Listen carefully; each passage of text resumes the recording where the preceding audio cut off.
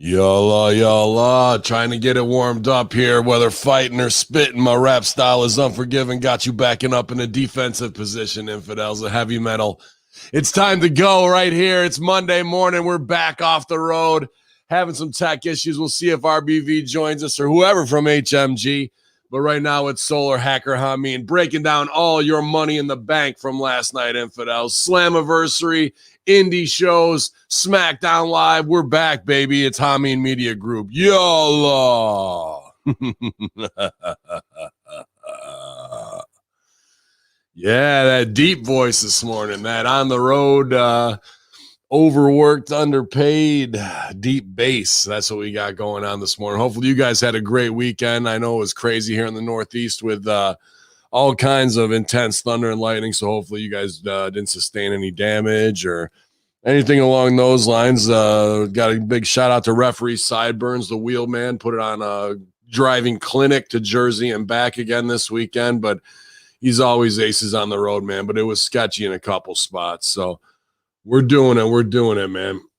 Oh, but hopefully everybody had a good time watching all the events this week. I didn't get to see any UFC, so I hope that was pretty good as well. And they're drawn, but to end Friday night on SmackDown, I was not blown away, but very happy to see, obviously, the live crowd back. But that SmackDown Friday night show, I'm excited to talk about on Russo brand this week because it was a solid feeling show, not just because they did a couple of house show spots and because the crowd was biting on everything. Well, that doesn't hurt, what the hell's on my shirt? But that doesn't hurt. But they really did a great job on Friday.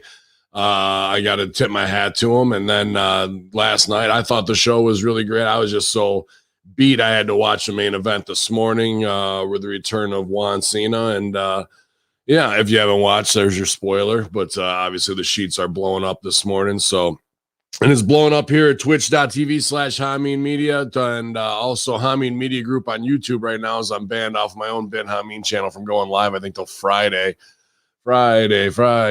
Strike two off of Ghislaine Maxwell, where apparently we were cyberbullying Ghislaine Maxwell and the Conspiracy Horseman a year ago, and that's enough. That's enough of that, you guys.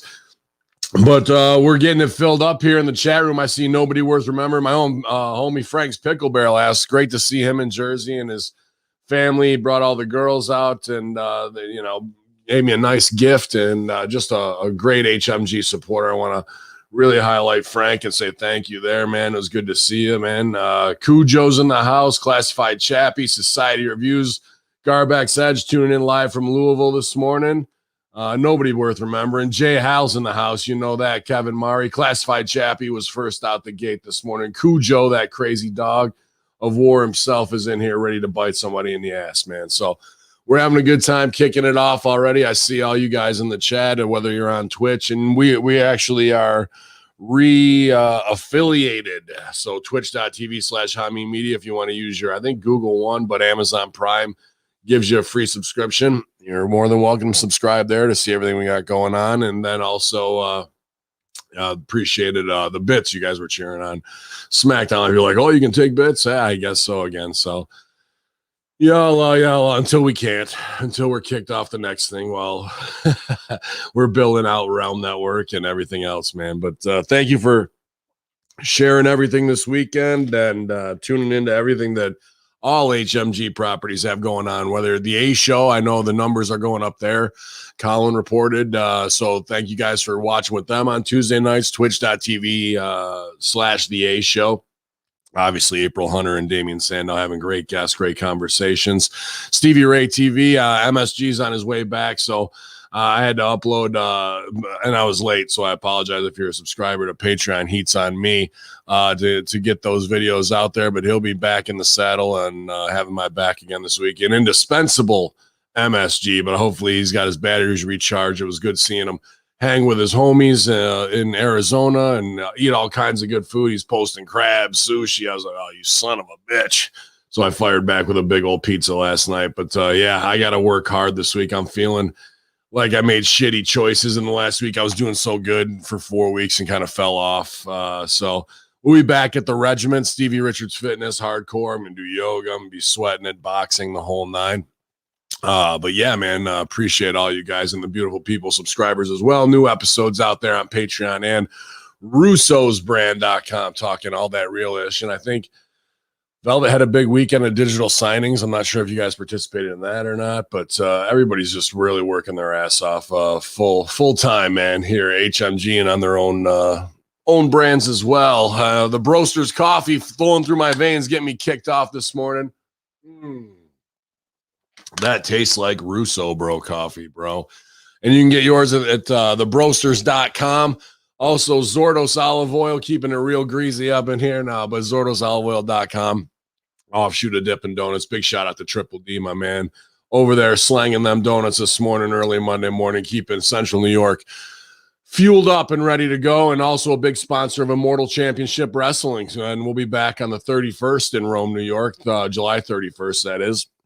So we'll see if Triple D gets slammed or somebody puts a donut in his face again or something along those lines. But shout out to Dippin' Donuts for being such a great sponsor of local wrestling events, and it'll be a great Immortal show. GGP riding high. I want to say happy birthday to my man GGP as well this weekend. If you didn't know that, go and follow Agri God Papa Down. Let him know how great he did on AEW. He's the belt collector right now. He's all kinds of indie titles. I think he's got 4 top championship belts, and then we're the tag champs still. So yeah, man, he's killing it, and I just hope that he gets more and more bookings as we go into the end of this month. It's going to be busy. Like I said, the 31st will be together in Rome, New York, and then the next night I'm in Messina. I'm not sure if GGP is on that or not, but my man Assad King is on there, and we had a good time in Jersey this weekend. It's been really great working with Assad. He's a good dude, Assad King. What am I talking about? Blaze Haram. I miss Assad King though. He is a good dude too.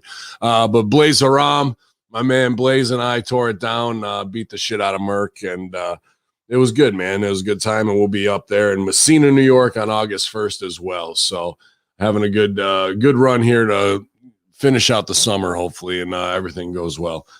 But hopefully you guys had a good weekend doing whatever it is you like to do, and the weather didn't keep you down, or maybe you got some of the shit around the house done, whatever it is, whatever. But RBV is having some issues with his charger on his laptop, so I think he's out for the day. So if I got a rocket Hamin solo style, and we'll get in and get out real quick with a Monday morning flash flood of wrestling news and information, then so be it.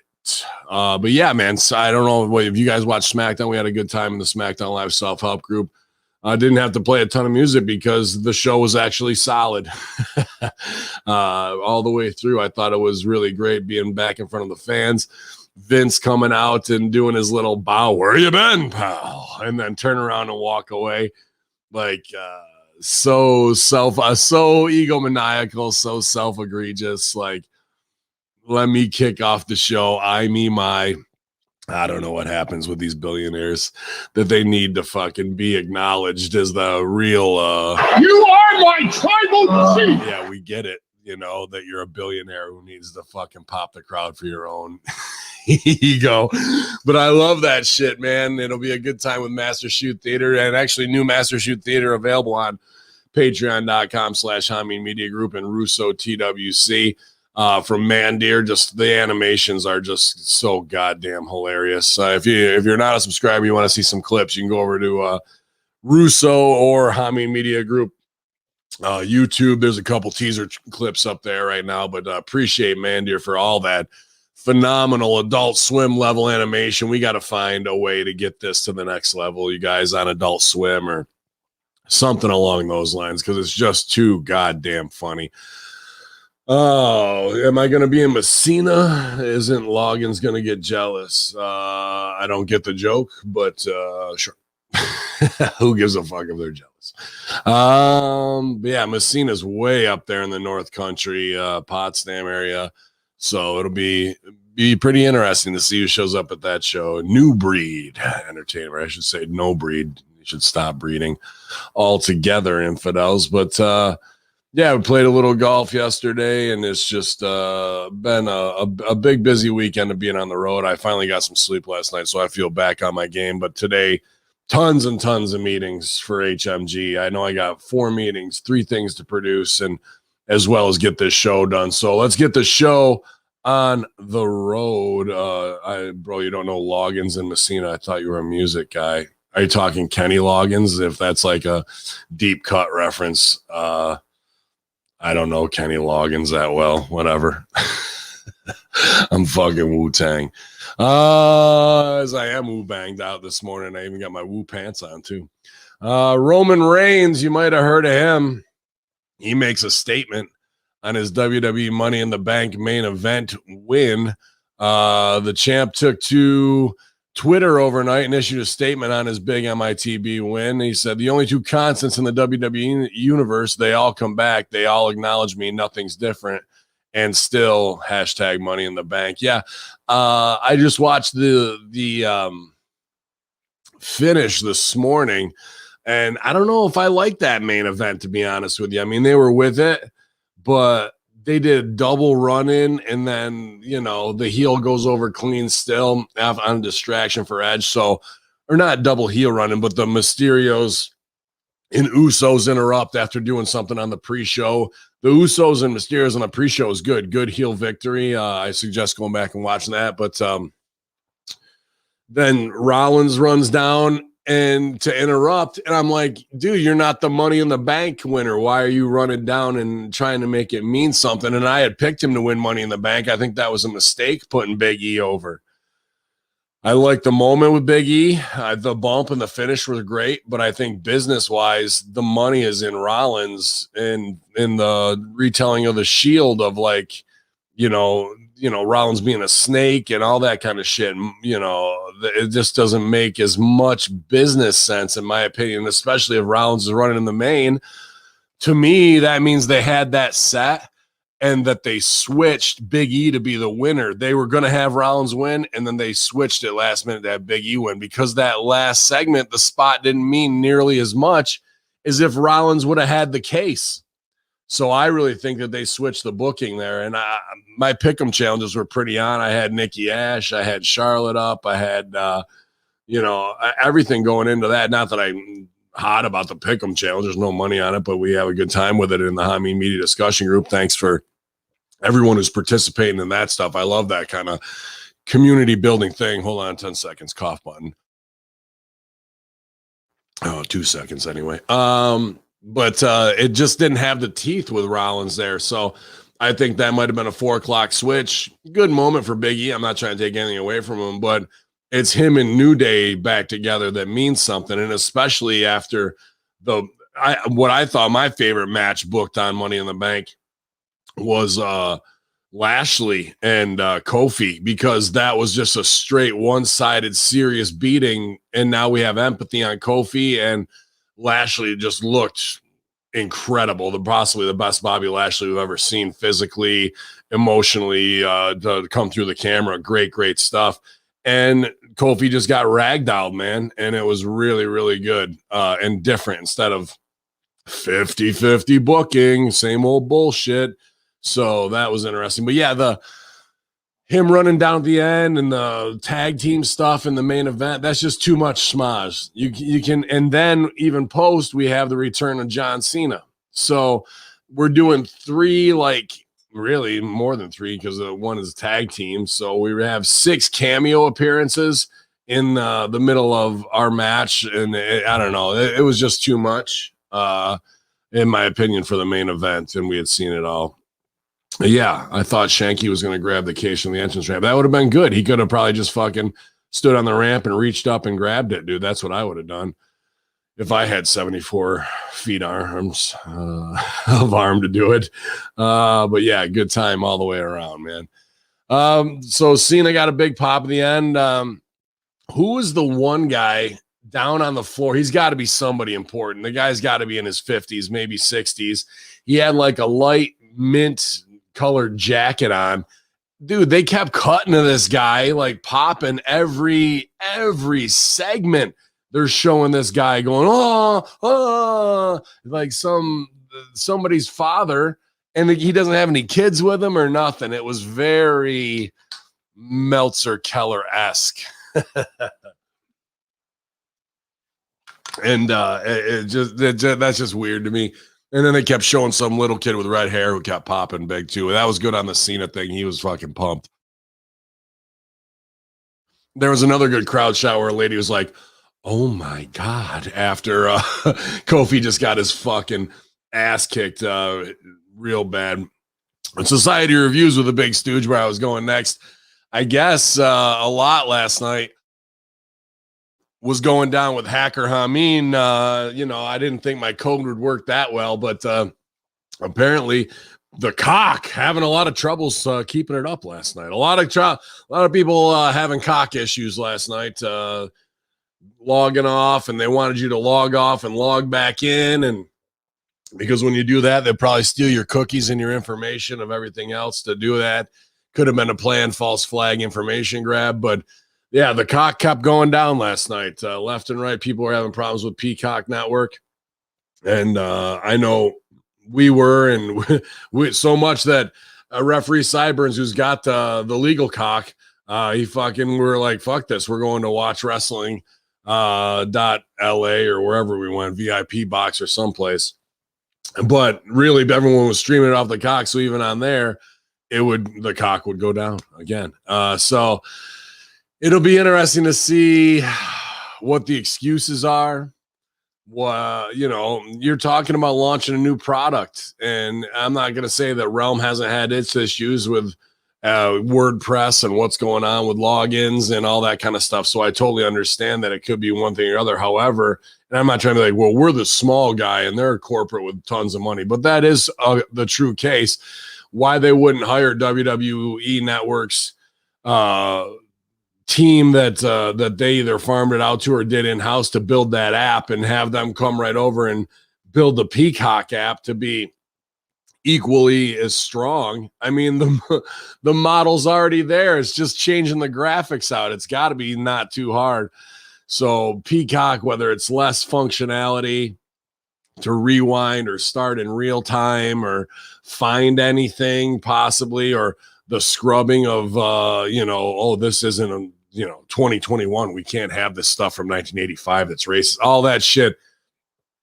I see that Peacock's really done nothing aside from chop the price in half to offer extended services, or what you would think going from a private company of WWE, or a publicly traded private company, I should say, to NBC, a major GE media conglomerate. And it's like a bunch of fifth graders over there learning web coding for the first time.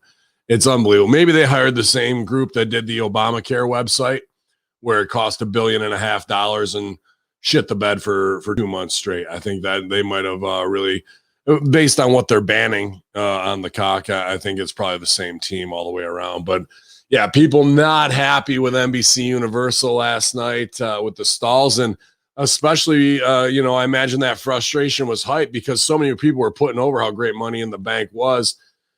And off of SmackDown and that, they were two great shows. I'm not going to say they weren't and hate on them by any means.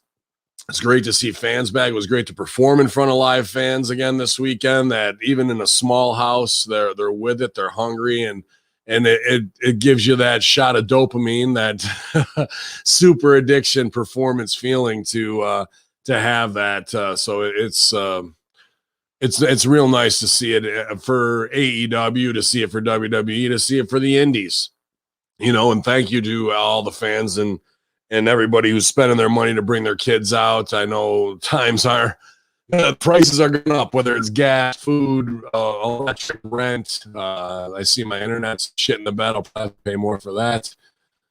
So I'll just vamp here for a minute while we come back in. Let me know if I'm Mr. Roboto right now. So, Spaceman. All right.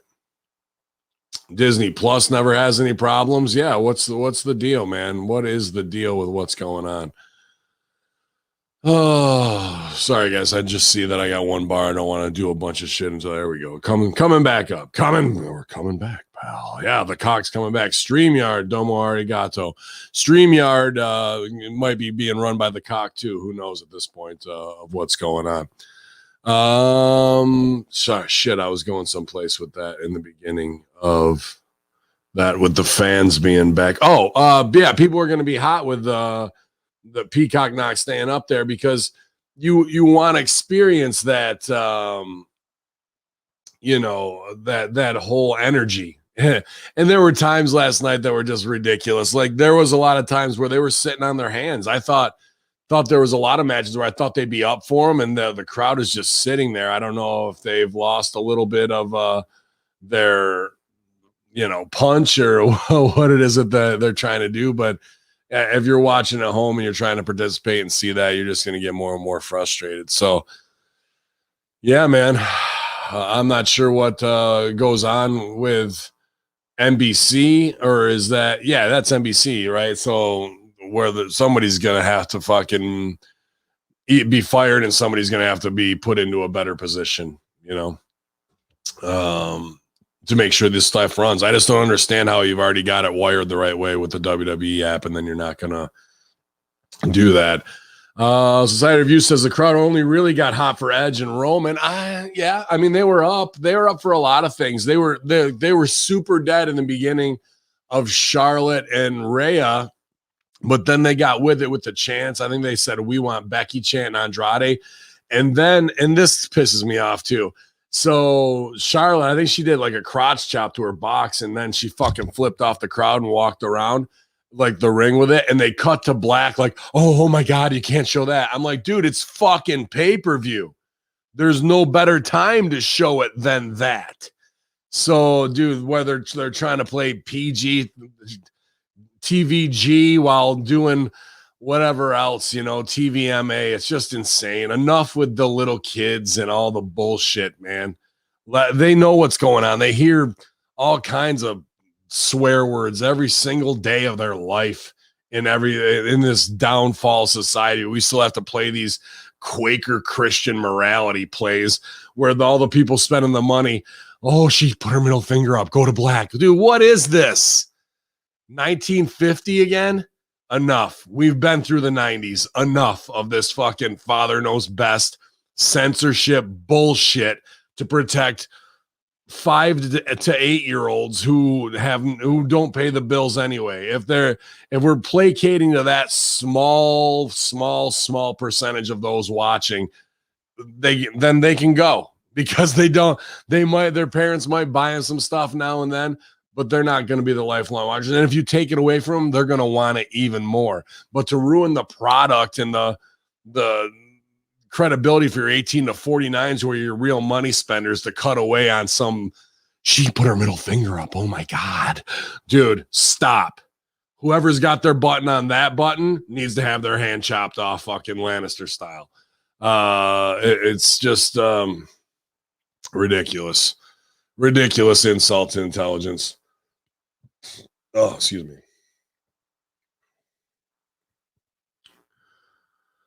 Got Colin Wysong's in the house, our own CY, the great producer of the A Show, Idle in April. He says he's got about 15 minutes before this work conference call. He says somebody's getting run through the oven today. So not a good day to be on Colin's bad side at Domino's. He's ready to do some damage, man. 4VKM's in the house. Check him out, you guys, too. Andrew, the creator, 4VKM.com, phenomenal propaganda artist and a great supporter of everything we do. Shout out to all you guys who keep producing. We're 30 strong here at twitch.tv/Hamin Media and Hamin Media Group YouTube right now. But Slammiversary was this weekend too, with some big debuts and surprises. I saw No Way Jose was on there. I can't remember, Jay White, right? Is that the guy from fucking New Japan? And Mickey James was in the house. She was there to promote her new upcoming NWA Women's Pay-Per-View. So I was happy to see that they gave her a great spot there. I think she went in to face Deonna Purrazzo. I didn't get to see that, but again, to see the crowds back, just something. I mean, just really, really a great feeling. But we're trying to get everybody to buy the Empower all women's pay-per-view broadcasting on August 28th for NWA. Our own Genocide's going to be on there. Obviously, we want to support her and Mickey, and I wouldn't doubt that Serena's going to show up. And plenty of young ladies who deserve a big shot in this business who are working their asses off. And also for Mickey too. We got so much respect and love for her, and also the FU of it all, of the Caranos and the Aces and all these people who want to use speaking out and Me Too as a marketing ploy, but then turn around and the reality is they don't support women in their endeavors and whatever they're doing, you know. And our own Velvet Sky, and I'm sure is going to be on there. And I was glad to read Timmy Baltimore, because I know he's Mickey's right-hand man on this and getting a lot of stuff done. And I like to see when Brent Tering's name is mentioned in the sheets, because he's just an A+ human being.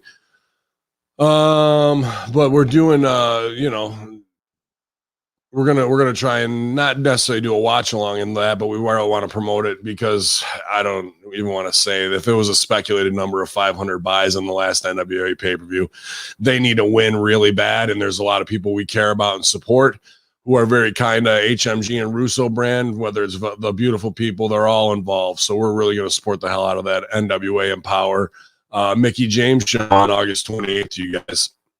Says the talent up there is now deeper than it even ever was before. The biggest thing I'm learning on this side as the executive producer, the business has evolved, and the synergy around women's wrestling and respect for it as a whole has changed. That came from the fans rising up saying, no, we want to see the women.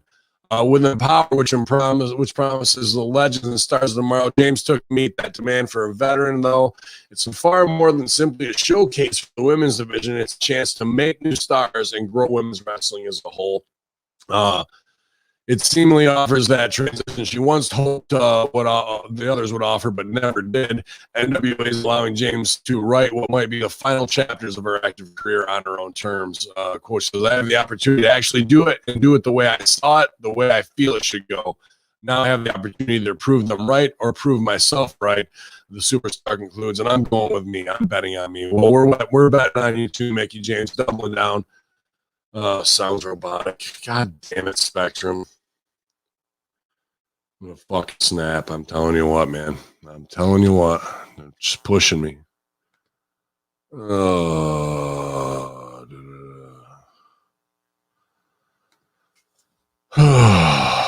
Monday, you know, Monday.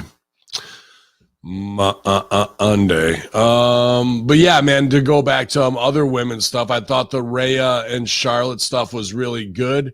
I thought that was the right move, putting it back on Charlotte. I thought that was a solid move there. We'll have plenty of screenshots, man.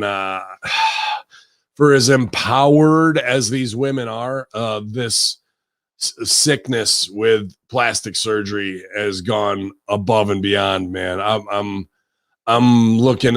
just like looking at these beautiful women's faces who work out so hard or get enhancements in their bodies and whatnot. And then it just goes beyond to a place where they start looking like the Momo character, bro. There were some Momo faces in that match. I'm just like, man, your father fucked you up bad. Like, just, to really have to go that route when you were already a beautiful woman, like, it just never stops. There's no, aside from a lobotomy, there's no surgical solution to a psychological problem. Okay. And we're seeing lots and lots of that. And what I don't like is the precedent that sets for little girls, because I like the NWA Empower. No matter how many girls on it got fake gimmicks, Botox or whatever, and they're not really, that's not, I mean, I guess you could say that's empowering themselves. Maybe they feel better about themselves, and I'm not trying to down that. But when I see Frank at the show and he's got, all his little daughters with him, and I'm like, well, what message are we really sending? You know, like, you can wrestle like the guys, but make sure you put these big fake gimmicks in, and you're pretty, but we want you to chop your face up to show us that you really want it and that you're not really pretty enough. You know, it kills me. Frank says, Liv, Nikki still have real faces. I agree, but for how long? And I guarantee they're already getting Botox, and girls at that age should not be doing that kind of shit. Their faces are beautiful, Charlotte included, or whoever. And now they're doing it just because it's keeping up with the Joneses type scenario. And that's a real sickness, you know, that I'd like to combat against. You know, I think that's really, really bad, especially if you're trying to empower women. Setting a beauty standard should be the last thing that they need to do to empower themselves. You know, what is empowering? Education, overcoming, drive, being in the gym, whatever it is, being a working mom, and coming back to do it, dude. If I'm robotic, I'm getting fucking hot. I'm gonna promo the shit out of Spectrum today. Just what I need is, with 90 meetings and everything else, is shitty internet after they replaced everything. It's fucking unbelievable. Did their last pay-per-view get like 500 buys? Unfortunately, I believe it did, unless that was you know, fake news. Backstage news on why Money in the Bank streaming issues as Peacock responds to its fans. So yeah, rip Spectrum. I'm gonna rip them a new asshole. There's no doubt about that. One of the hottest social media topics on WWE's Money in the Bank pay-per-view with the streaming issues. The heavy buffering issues began after the Raw Women's title match between Rhea Ripley and new champ Charlotte Flair were resolved minutes into the men's Money in the Bank ladder match, which was won by Big E. Many fans apparently missed all the backstage segment with Riddle, Rick Boogs, and King Shinsuke and the entrances to the men's Money in the Bank ladder match. I saw that. All it was Boogs and Boogs and Riddle singing Randy's entrance theme, with Boogs trying to play along. So where is Randy? You know, where's Randy? Randy, where are you? You know, I'm sure we're going to get hide and seek with Randy soon enough. But you didn't miss anything really, but that was fine. Yeah, the Applebee's spot was ruined. That was a big one. You guys might have heard of this new restaurant, Applebee's. If you're unaware of it, you know, it's out there. Go check them out. Just really great home cooking. Every meal is made fresh at Applebee's. WWE reported to not pause the pay-per-view while the issues were going on because initially the company was not aware of any issues. The streaming issues were only with the Peacock feed in U.S. and did not emanate from the Dickies Arena in Fort Worth, Texas side of the pay-per-view. The issues were coming from wherever Peacock was picking up the stream and sending it out to their subscribers. The streaming issues reportedly had nothing to do with WWE itself. The international feed of the WWE network had zero issues, so WWE kept the broadcast going because they also had an international audience viewing. Yeah, no shit. It was also an interesting note that since Peacock fixed the stream, the feed was one belonging to the network, not Peacock. So WWE just putting the heat on the cock here. WWE made a tweet at 10:07 Eastern to let fans know that Peacock had resolved the issue. Fans were advised to restart the Peacock app. Users may need to exit and re-enter the stream, WWE wrote on Twitter. Hall of Famer Mark Henry is currently working for AEW, made a tweet on the streaming issue at 10:03, which picked up several thousand likes on the platform. He wrote, "I should have a match on Peacock. Somebody's going to get their ass kicked or have a match with Peacock." So Mark Henry, even working for AEW, even though he's got to do Busted Open and everything, getting hot about the pay-per-view and selling for him. That's interesting.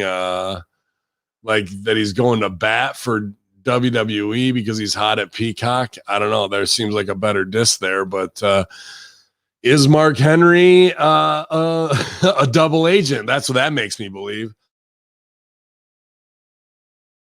That, you know, sent over there after going to Vince's office and asking to stay with the family, and then he tells him to go. But you know, at Peacock TV Care, trying to do their best with customer service for the individuals who are getting pissed off, and just not a good look, man. Not a good look. There's plenty of angry watcher tweets and them trying to corporately respond, killing them with kindness on an individual level. I mean, hundreds in here, and even in this fucking copy from Wrestle Stink, they post them all in there. So that was a good That was a good use of your time. But yeah, I don't think we missed anything huge. I just saw some entrances missing and maybe a pre-tape or two, I guess. So if it cut out, it was at a decent time to not be like, oh, the Money in the Bank finish and you missed Big E going over. That could have been, absolutely way worse. Who's fucking texting me now? Matt's texting. Kaz is texting. Everybody's texting. Jesus Christ. Don't they know it's fucking the Monday locker room? Solo Hamin style. But at the end of the show, we did get to see John Cena make his return and do his entrance and get in Roman's face a little bit to do a "you can't see me," and then he stood on the ropes in the corner, and some little kids liked it. That's that is where we're going now. Big J's in the house. I see Hope Spot and Mike Martin have joined the chat as well, as we're 37 strong here. Big J says Tammy Sytch is out of prison. Don't know if you talked about her, care to talk about it. I feel bad for her. I don't know if I feel bad for her. I was a big Sonny Mark, like we all were. Super sexy, brought that sex appeal, but a lot of that self-induced behavior through addiction and whatnot. It's tough for me to be like, oh, I feel bad for you when you've had 6 opportunities, and you've gone and done the jail time and you still refuse to learn. Like, I don't know. I mean, she's a human being at the end of the day. And now if she turns sex worker or whatever, that's fine too. But yeah, man, she may, who knows, eventually end up with Russo brand or do something that way. I'd be happy to interview with her or co-host on something. Hopefully she can stay on the straight and narrow, man. I don't want to see anybody pass away from addiction or self-infliction or any of that kind of stuff. And it could be instead of becoming a dark side of the ring story over and over again, I'd like to see that be a story of positivity and being able to kick out, man. I'm not the biggest, obviously I'm not a big proponent of religion, except Islamic fundamentalism, but extremism. But when people go born again Christian who've been on a road like that, and they got to surround themselves with people who may be a little fundamentalist nutty who go against the grain of all that, if it's really going to take her away from it, I wouldn't mind seeing something like that happen for her. You know what I mean? If it's going to really help keep her sober and start every day with some type of mantra and a group behind her that's going to, push her to stay on the straight and narrow. So I hope she can do it this time, and then we don't have a China situation. That's not just bad for her and the fans, but the whole the biz as a whole, as well, where people be like, "So never saw that one coming." Well, it's somebody's life, like I don't like to. If you haven't lost people who are close to you, not to say Sonny and I are close by any means, but like if you haven't, she's close with somebody, and that's going to hurt somebody bad if that happens. And I'd rather see a positive story out of the tragedy instead of just another wrestling tragedy story. Kalisto talks Vince McMahon, yeah, his reaction to his ripped physique. What? And apparently he went on with Chris Van Vliet and talked about coming back from an injury out of 2020. Let me just see.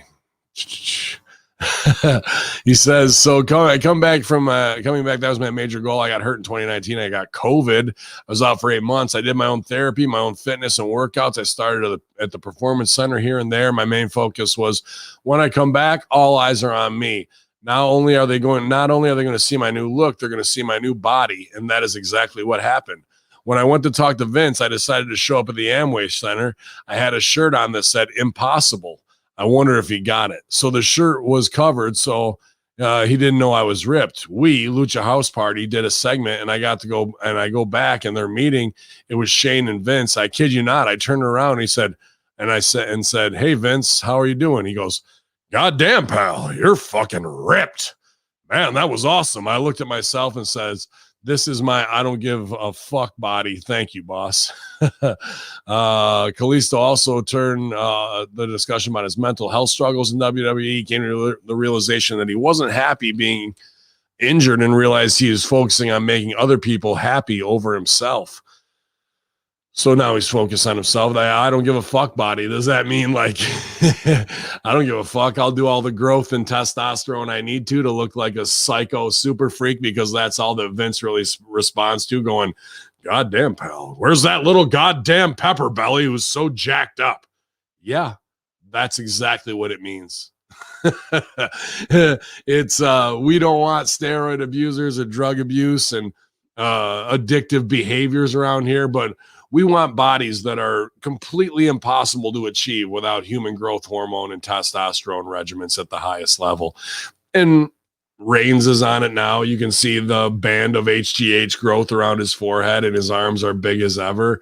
And, you know, I don't know about Bobby Lashley. He just got the genetics, but Jesus Christ, what a freak of nature that guy is, from the traps to the chest to the pecs to the fucking lats. I mean, there's not an ounce of body fat on that guy, and he's just a monster. Do I like my wrestlers big, jacked up, and fucking, you know, superhuman? Absolutely. But do I laugh at this double standard of like, oh, he must have ate chicken breast and rice and broccoli for 8 months and just worked out hard? Did he? Probably. But was there a big helper on there? Oh yes, there was. Oh yes, there was, man. So yeah, but I hope he gets a push off of it, man. You know, seems like everybody's got a big shot of positivity after Friday and Sunday, even though the Money in the Bank with the Peacock stuff was happening. The live crowd magic is just undeniable. It feels like freedom a little bit, you know what I mean? And they're trying to take it away already. I mean, we don't have to go into all the variants and what they're doing in the test subjects like Chicago and LA already, trying to just keep that fear and loathing perpetuated and going. The best thing we can do is laugh in their faces and just keep moving forward and ignore all of the fucking propaganda and all of the demands that we have to do. Let's see. Kevin Nash recalls the day he knew WWE would beat WCW. He was on Stone Cold's podcast, and during the conversation they spoke on many topics. Let's see.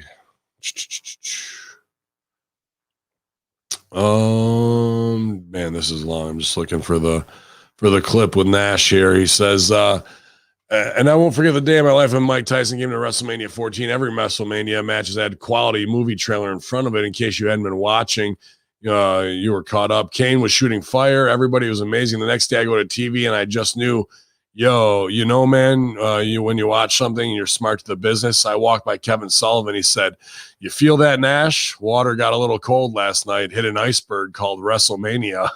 Laughs. He knew, I knew. Anybody who was smart knew. And that all of a sudden the ratings war was back and forth. And all of a sudden it was just like, the Lakers have won 33 straight tonight.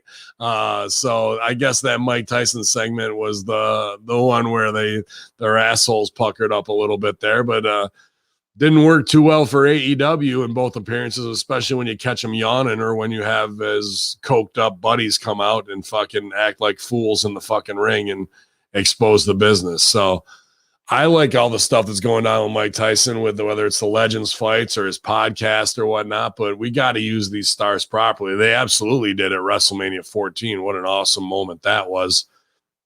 Yeah, writing's on the wall when you see things like that, and it's a bad day for everybody at the office where nobody's going to say shit, but everybody knows, you know. Canadian Spaceman says AEW outsold WWE in New York. Oh, that's interesting. Good, man. I'm all about ticket sales. I'm not like, oh, they beat them here and there. I'm like, sell the tickets. That's when people are coming out and they want to fucking get entertained, and it's only going to help all of us. Oh man. Let's see what else we got here. Jim Ross, yeah, pal. On a recent episode of Grilling with JR podcast, Ross spoke about AEW wrestlers having a say in what they do creatively. Ross spoke about how AEW superstar Chris Jericho has heavy input in everything he does creatively for the company, and mentioned other superstars he speaks to on a regular basis. He says Jericho has a hand in everything he does, and thank God for it. I'll tell you another guy we have, Darby Allin, has a great mind, trained by Buddy Wayne, no doubt. I'm very privileged to have the opportunities to have private conversations with Darby. We have a very good relationship, and he runs ideas by me all the time. Some of them I agree with, some of them I don't. The good thing is he knows he's going to get an honest opinion from me. He's a good kid, and he's learned early. The more input you have in your creativity, you increase your odds for success. I agree to that completely. Good. I mean, the Darby Allin main event of that coffin match with All Ego Ethan Page was a phenomenal. It's from Wednesday main event all the way to Sunday. I got to say, man, it's been a really good week for wrestling after 70 weeks of, well, more than 70 weeks of terrible, based on whatever pandemic lockdown we've had to go through. But the 2 years before that with Hamin's Tarp Emporium was just brutal, creative as well. So right now they're just hot for whatever you're going to march out there, nostalgia act wise, surprise wise, give them the big house show stuff on TV. I get it. I'm down with it, and I'm down to do it. But what happens 2-3 months from now when you've whipped that horse enough and that newness wears off? Is Millie Tamirez going to give you the fucking Bobby Ashley storyline that you really have been looking for to take the company to the next level? Or is it going to be a roll of the dice and maybe you don't? Maybe it's the fact that going out has become a revolutionary act for each individual family, and we feel that way and are going to push freedom, and maybe wrestling will have a huge boom off of this, of just people wanting to come back out and get out and show that, we're going to get out of our house and go live life. So there is that possibility. I am hopeful, for all that to be a possibility. I'd like to see that to come back to the mid 90s and have a huge boom like that. And the shows this week do that, but can they keep that rolling? Sources say no. Kuja said, I felt bad for Ethan Page waiting for that coffin drop to the coffin. Yeah, it was a great finish. A really, really great finish at AEW this week. And from guys who, usually wouldn't get a spot to be in the main event. And I think they shined really, really, really well. So there isn't a ton of headlines except for that to run things down, man. Money in the Bank. What else did I like? Vikings and AJ and Omos. I was kind of like scratching my head at that match. They had all the right pieces, but they didn't put them together the right way. And I've seen that in a couple different matches in the last couple weeks. And that's strange to me because AJ's the man. He just took so much in that match. I was just feeling bad for AJ bumping on his hip. And they did like 4 what would be the hot tags. And every time it was just the Viking Raiders tag to come in to beat the shit out of AJ some more. I was like, God damn, man, this guy's fucking taking a serious ass whipping tonight. But there was great matches all through Money in the Bank. I think everybody is just real excited to be back out there in front of the live crowd. I get it. Emotion is emotion, but the crying after winning Money in the Bank and shit. I mean, even Big E has to, he puts his head down to like wipe the tears away to make it look like sweat, and then gets a hold of himself and puts his face up and screams and gets the energy out. I like that. That was a good save. But Nikki Cross, I don't know how I felt about that Money in the Bank women's thing. So, in the finish of the women's matches, we've got all 3 ladders set up in the ring. We've seen this spot before. It's going to be 6 people, shitty 6, 3 on each side fighting. And then the people in the middle ladder usually kick the other ladders over. They fall off. The other 4 take a bump. And then we go into the finish right there with those 2 people.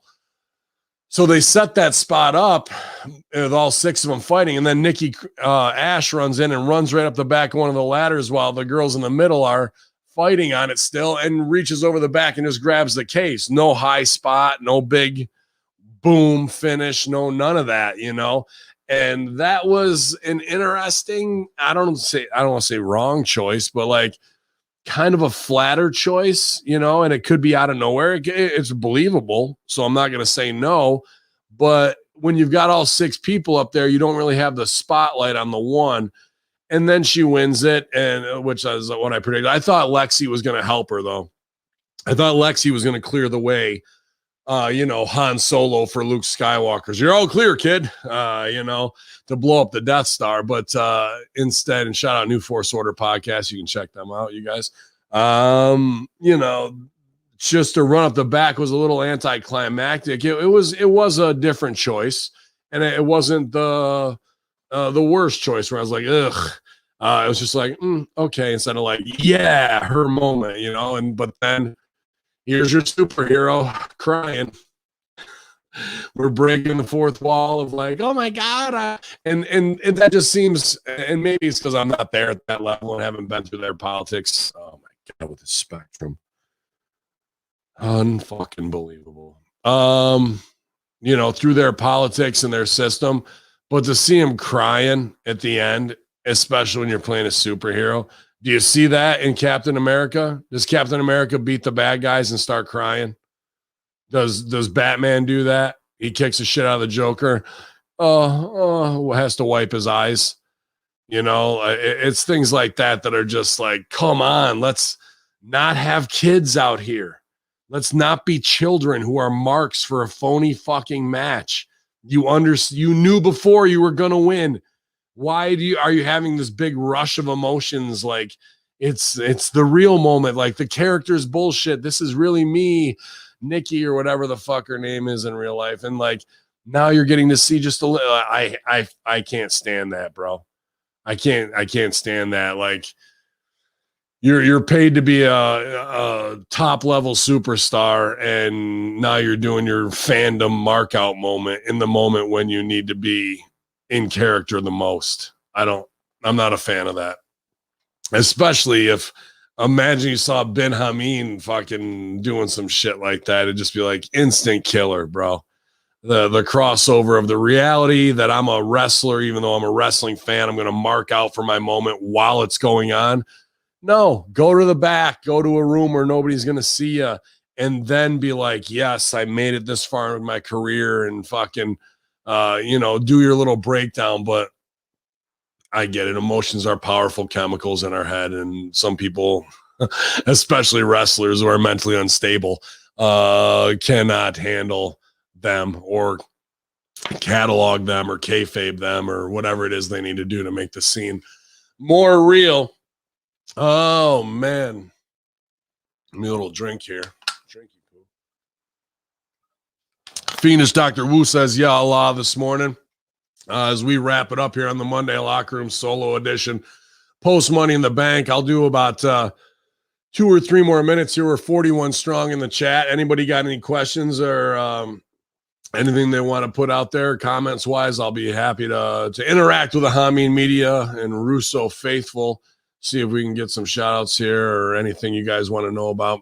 Ben, you should start crying after every match. I do, after I look at my envelope and go, this is the indie payday. This is what I'm traveling this amount for and doing it. Yeah, it's that's enough to make you want to fucking cry, especially when there's people making insane amounts of money and they're completely terrible, I'm coming, but I'm just finishing up the show. I'm getting yelled at by the dogs of war to go take a piss. So we take a piss here. What about Chelsea Green going back to Impact? Yeah, that was another big re-debut with the Cool Kids Club. Obviously, Major Brother Matt Cardona's there, and they're together as an item. I'm fine with that. To be honest with you, what I would like to see done is a new angle. Excuse me. A new angle where they're going to get married and he leaves her at the altar and she becomes Laurel Van Ness again. She gets a double jilted bride. I mean, that could be great. Or if Matt really had the commitment to it, could we do it the other way and have Matt become the jilted groom, and we have Cardona Van Ness or whatever you want to come up with a cute name for him. You could tell the story the other way. Ben, it was hot as hell in the Elks. Who forgot to turn the AC on? Nah, bro. believe me, it was not hot in the Elks compared to other buildings that I've run in. It's July, it's wrestling, and is it hot in the ring in there? Yeah, dude. But I've played hockey arenas like JFK Arena here, and that's like doing a show in a sauna. The locker room at JFK is ice cold, but you go out in the arena and you're instantly sweating, man, big time. What do I think about McAfee's suicide? The suicide note read like one of his tweets. It's bullshit. I agree. And, Janice McAfee has been putting out the conspiracies already that the truth will come out. And I wouldn't doubt that they try and kill her too, I don't think John killed himself at all. And I think that there is money, but they don't know where it is or how to get their hands on it. And I just wish there was a dead man switch with a list of like Stooge Report to get those who really got to get got, but I don't see that happening, Ben, can I explain the logic of wrestling where someone your size gives someone smaller a hit that can kill him and he jumps up as if nothing happens? Yeah, that's bad. That's just them. What's the explanation? Getting your shit in and not caring about telling the story to the crowd, not thinking that your athletic moves are more important than being on the cell if you're a babyface, which is absolutely not it at all. Sure, like some baby faces do crazy, great athletic things, but that needs to be in a comeback or a shine. And once it's not your comeback or your shine, shut the fuck up and sell. Take this heat and sell so I can get empathy on you and sympathy. So when it is your time to come back and you hit your big shit, it means more. If you just no sell my stuff and fire up and come back, well, I'm not really that intimidating of a heel. And if you're going to beat me, then it was easy for you to beat me and you didn't really beat anybody and I suck and I don't have any heat. As opposed to, wow, he beat that big bastard because his move meant something after the big guy kicked his ass the whole time, moved on one thing, the big guy staggered, and then he hit him with his awesome triple Lutz, whatever the fuck it is. Like, that's just indie workers who don't understand and want to get their shit in because they're weekend warriors, or it's guys on TV who were indie workers who were never taught the right way and don't understand how to get themselves over. That's why heels lead a match, because most baby faces who are good looking egomaniacs don't understand how to get the most out of the crowd. They just know how to get cheered, how to fucking feel like $1,000,000, like they're really a champion, but they're not, and go and make money. That reinforces that because they're sexy and sell merch, So that's just the ignorance of a self-egregious baby face who doesn't understand that selling is 90% of what this business is, and selling for the guy doing it, Was there another question in there? Ben, do you think Tony Khan is paying Impact to keep the lights on? Absolutely. Some of it. I don't know what his deal is with Ed Nordholm, but they were at 69,000, man. Those surprises are all right, but is no way Jose gonna draw one fucking viewer? Like, oh, we gotta watch Impact now. No way Jose's on, you guys. And shout out to No Way Jose, big fucking dude, a lot of charisma, good baby face party segment guy. WWE trained. I'm sure he's got all the potential to be a great star, but what are we going to really, really do with him? What are we really going to do with him? So is that a one-off? Is he signed full time? Yada, yada, yada, yada, yada. I hope so. I hope he does great things. I hope he takes all that knowledge and applies it in a new way, or brings the audience in as a baby face. We're like, oh, this guy. And then he heals on him and gets over. So, there's plenty that could be done, but will they do it? And how is Impact really going to get people watching again? I mean, I'm glad they had big fans, and that house sold out pretty early, I guess, but, we'll see. Adam Rose was too. Look how that worked out. I think Adam Rose kind of cut his own throat a little bit afterwards, though, with some of those weird jokes and things along those lines. I don't know if he was having addiction issues, and him and his wife, that was a weird situation back then too. I don't know. I hope all those guys are doing okay, but I watch that and I go, dude, the slew. There's 30, 40 ex-WWE guys out there now who are all going to be competing for those spots and to take money out of your indie promoters fucking kick that's going to hurt guys like me and others, because I'm not going to shit on them, you know, but like, is Buddy Murphy or No Way Jose or Aiden English or, you know, these guys who did decent little runs, man, in WWE, are they really going to help your draw that you're going to pay them $1,500 to $3,000 to come in? And then the guys who you built your company on the backs of are going to get 20, 40, 50, 100, $150. Well, these guys, did they really draw a house? Did they really help? Or is this the promoter being a mark for bringing in an ex-WWE guy? You know what I mean? Like, these motherfuckers keep bailing on me, but no, it was, RBV had, issues with his power supply on his computer. So he's ordering that. And I can understand, man, tech issues are super rage, super frustration, and sometimes out of your hands. So hopefully RBV is having a good day once he gets that figured out. And he did his big burger challenge this week, so you can follow him and see everything he's got going on in the Ohio area to find out where you can get the best burgers, infidels. Yeah, I think that's plenty of shows. We're at about an hour of me running my mouth. So much to do today. So many things to take care of. Hopefully you guys are having a good week ahead, and you got plenty of business as well. I'm going to be, like I said, July 31st in Rome, New York with Immortal, and then New Breed on August 1st in Messina, New York. So back at it this week. Got to get the diet right. Got to get cardio up. Got to get strength up. And you guys can join us while we do all that. StevieRichardsFitness.com. Fueled by the Broasters Coffee and extra virgin olive oil, ZordosOliveOil.com. If you want cameos, yeah, I'm happy to do them, pal. Cameo.com/bid Hamin. Birthday greetings, anniversaries, break up with your ex, or make them your ex, I guess, or tell your boss off. I'm glad to do it, infidels. We'll be back with Russo Brand this week, doing it real big, but it's Hacker Hamin. It's the Monday locker room here at Hamin Media Group, infidels. Solo dolo, you know how we go. YOLO.